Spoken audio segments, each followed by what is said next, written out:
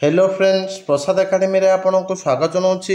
देखंतु ओडिशा पुलिस रो रिक्रुटमेंट को लेकिन आपण मान भिडियो रे बहुत बड़ गोटे अपडेट अच्छी। तो कौन रही से अपडेट चलतु डिटेल रे देखा। तो आपण मैंने स्क्रीन में देखिपे यहाँ हूँ गोटे ऑफिशियल लेटर जोटा कि government of Odisha home department रो। तो डेट भी देखिपे जोटा कि 2/8/2025 तो लेटर नंबर हूँ 3/2/8/33। तो कौन दि जाइए देखो, the government have been pleased to decide for relaxation of the clause 1(5) of Rule 5 of Odisha Police Service method of recruitment and condition of service of Constable Order 2021 by giving 3-year upper age limit relaxation in respect to category of candidate to apply for the next recruitment of civil constable in Odisha Police for the year 2025 by invoking the power of relaxation conferred under Rule 17 of the said order on a one time basis.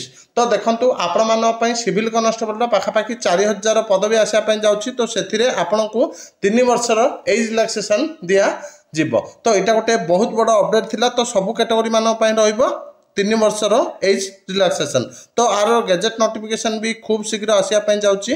Thank you.